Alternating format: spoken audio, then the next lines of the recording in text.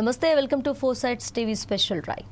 YS కుటుంబంలో ఆస్తుల వివాదం మరోసారి వెలుగులోకి వచ్చింది. ఈ నేపథ్యంలో విజయమ్మ నేషనల్ కంపెనీల ట్రైబ్యునల్కు సమర్పించిన అఫిడవిట్లో కీలక విషయాలు వెల్లడించారు. కుటుంబ ఆస్తుల వివాదంలో కొత్త మలుపు తిరిగింది.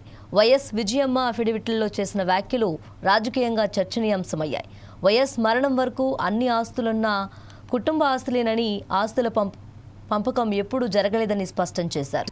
ఈ మేరకు వైఎస్ఆర్ కుటుంబ ఆస్తులపై నోటరీ చేసిన స్టేట్మెంట్ను ఆమె రిలీజ్ చేశారు. వైఎస్ రాజశేఖర రెడ్డి మరణం వరకు ఉన్న ఆస్తులు మొత్తం కుటుంబ ఆస్తులేనని, వాటి విభజన ఎప్పుడూ జరగలేదని ఆమె స్పష్టం చేశారు. ఆస్తులను నలుగురు మనవళ్లకు సమానంగా పంచాలనే ఉద్దేశం వైఎస్ఆర్కు ఉన్నదని తెలిపారు.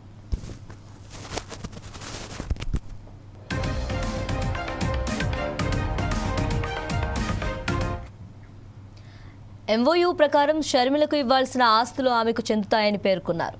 అయితే వాస్తవానికి ఆమెకు రావాల్సిన వాటికంటే తక్కువగా కేటాయించారని విజయమ్మ ఆరోపించారు. సరస్వతి సిమెంట్స్, యలహంక భూములు వంటి ఆస్తులు షర్మిలకే చెందుతాయని, ఇప్పటి వరకు ఇచ్చిన డబ్బు కేవలం డివిడెంట్ల రూపంలోనే ఉన్నదని చెప్పారు. అలాగే నిజమేమిటో నా దేవుడికి, నా కొడుకుకు కూడా తెలుసని పేర్కొన్నారు. గోబెల్ ప్రచారం చేయడానికి మీరు ఎవరు అంటూ వైసీపీ నాయకులను ప్రశ్నించారు. అసత్యాల ప్రచారం మానుకోవాలని వైఎస్ఆర్ భారీగా చేతులు జోడించి అడుగుతున్నారని, కుటుంబ ఆస్తులపై మరోసారి మీడియాలో ప్రస్తావించవద్దని విజయమ్మ కోరారు.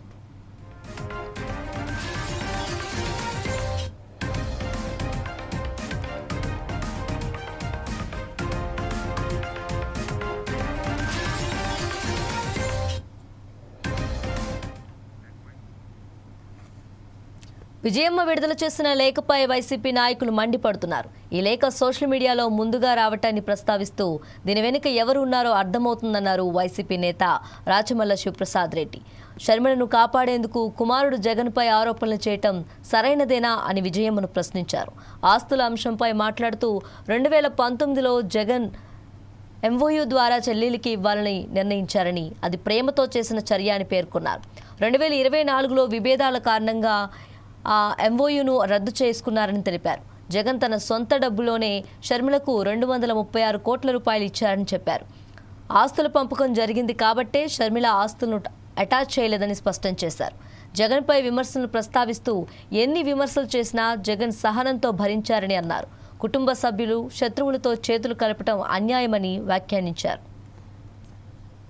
ఎవరు చేసిండారు? నోటరీ చేసినారు. విజయమ్మ గారు ఇచ్చినటువంటి స్టేట్మెంటుకు నోటరీ అంటే ప్రజలను ఇంకా గొప్పగా నమ్మించాలనే తాపత్రయం. స్టాంప్ వేసి చెప్పినామంటాం చూడి, అట్లా విజయమ్మ గారు, గౌరవనీయులైనటువంటి విజయమ్మ గారు స్టాంప్ వేసి చెప్పినారు అని చెప్పేదానికి ఈ పేపరు. ఇది కూడా తెలుగుదేశం పార్టీకి సంబంధించిన సోషల్ మీడియా గ్రూప్స్లో మొట్టమొదట వస్తుంది. అన్ని మీడియా ఛానల్స్లో రాలే, మొట్టమొదట టీడీపీ సోషల్ మీడియా గ్రూపుల్లో వస్తుంది. దీన్ని బట్టి అర్థమవుతుంది స్క్రిప్ట్ ఎక్కడ తయారవుతుంది, ఎవరు రాస్తున్నారు, షర్మిలమ్మకు ఎవరు పంపిస్తున్నారు, షర్మిలమ్మ వాళ్ళ తల్లిగారి పైన ఎటువంటి ఒత్తిడి చేస్తుంది. వీరి సారాంశం ఏంటంటే కన్నా, విజయమ్మ గారు ఈరోజు చేసిన ఈ సారాంశం వారి మాటల్లో, రాజశేఖర రెడ్డి గారికి సంబంధించినటువంటి ఆస్తుల పంపకం జరగలేదు. ఇది మొదటి మాట ఆమె చెప్పినది. రెండవది, జగన్మోహన్ రెడ్డి గారు ఎంఓయూ రాసినాడు. ఆ రాసిన ప్రకారం ఆస్తులన్నీ కూడా షర్మిలమ్మకు చెందాలా. 236 కోట్ల రూపాయలు జగన్మోహన్ రెడ్డి గారి చెల్లెలికి మమకారంతో, ప్రేమతో ఉచితంగా ఇచ్చినాడని చెప్పి నేను మాట్లాడితే అది ఉచితం కాదు, డివిడెండ్ మాత్రమే అని చెప్పింది. అంటే ఆమెకు రావాల్సిన దాంట్లోకి జమ మాత్రమే అని చెప్పి ఒక మాట మాట్లాడింది. మరొకటి బాధ కలిగించే అంశము, మేనల్లునికి మేనకోడలకు అంటే షర్మిలమ్మ కుమారునికి కూతురుకు జగన్మోహన్ రెడ్డి గారు తీవ్రమైనటువంటి అన్యాయం చేసినాడనే మాట నాకే బాధ కలుగుతుంది. అంటే ఒకవేళ నిజంగా ఎవరైనా మీ మాటలు నమ్మితే మీ బిడ్డను, మీ కుమారుణ్ణి ఏ విధంగా భావిస్తారు తల్లి? ఇంత అన్యాయస్తుడా జగన్మోహన్ రెడ్డి అని చెప్పి మీ మాటలు నమ్మితే అనుకోరా? ఈ రాష్ట్రానికి మాజీ ముఖ్యమంత్రి నీ కుమారుడు, రాజశేఖర రెడ్డి కుమారుడు, ఈ రాష్ట్ర మాజీ ముఖ్యమంత్రి ఇంకా 2-3 దఫాలు ముఖ్యమంత్రి అయ్యే ప్రజాభిమానం కలిగినటువంటి నాయకుడు నీ బిడ్డ. అట్లాంటి మనిషిని నీ బిడ్డను పట్టుకొని, నీ కుమారుని పట్టుకొని షర్మిలమ్మను ప్రొటెక్ట్ చేసే క్రమంలో, ఆమెను కాపాడే ప్రయత్నంలో భాగంగా నీ కుమారుడి యొక్క గౌరవాన్ని, మర్యాదను ఈ ఆంధ్రప్రదేశ్ రాష్ట్రంలోనూ తెలంగాణ రాష్ట్రంలోనూ దిగువ స్థాయికి తీసుకుపోయే స్థాయికి మీరు మాట్లాడుతున్నారంటే మాకు బాధ కలగదమ్మా. ఇంకొక మాట కూడా మాట్లాడినారు ఆ తల్లి, గోబెల్స్ ప్రచారం చేయడానికి మీరెవరు? నన్ను కావచ్చు, నాలాంటి వాళ్ళు ఎవరైనా. మేము గోబెల్స్ ప్రచారం చేయడం లేదు తల్లి, సత్యాన్ని చెప్పే ప్రయత్నం చేస్తున్నాం. మా నాయకుని యొక్క వ్యక్తిత్వ హననం నుంచి కాపాడే ప్రయత్నం చేస్తున్నాం. ఒక రకంగా చెప్పాలంటే నీ బిడ్డ కోసం, నీ కుమారుని కోసం నీవు పడాల్సినటువంటి ఆరాటం మేము పడతాం తల్లి, మేము పడతాం. మా భార్యలు, మా పిల్లలు, మా కుటుంబ సభ్యులు, దాదాపు కొన్ని లక్షల మంది నీ కుమారుని అభిమానించే, ప్రేమించే వారి కుటుంబ సభ్యులమైనటువంటి తల్లుల పిల్లలం మేము పడతాం నువ్వు పడాల్సిన ఆరాటం. మా బాధ అదే. మీరు పడలేదే ఆరాటం పడకపోవడం, పైగా షర్మిలమ్మ కోసం జగన్మోహన్ రెడ్డి గారిని దిగదార్చే ప్రయత్నం చేస్తున్నారనేదే నా బాధ. ఎందుకు మేము గోబెల్స్ ప్రచారం చేస్తాం తల్లి? ఈ 2 కళ్ళల్లో కుడి కన్ను గొప్పది, ఎడమ కన్ను గొప్పది కాదమ్మా. 2 కళ్ళు సమానమే. రాజశేఖర రెడ్డి రక్తమైనటువంటి షర్మిలమ్మ, జగన్మోహన్ రెడ్డి గారు మాకు 2 కళ్ళతో సమానం.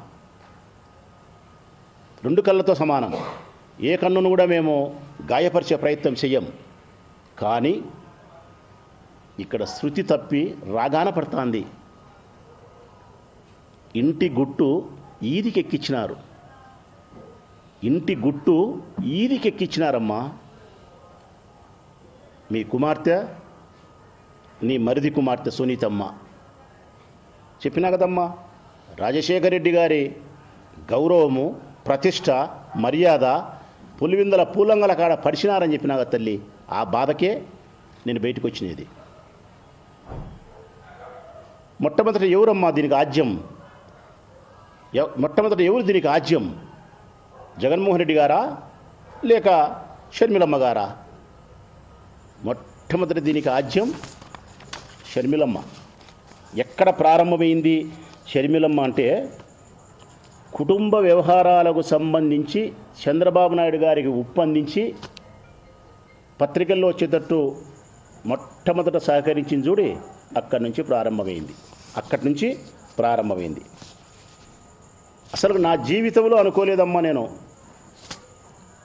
నా జీవితంలో అనుకోలే ఈ సందర్భం వస్తుందని.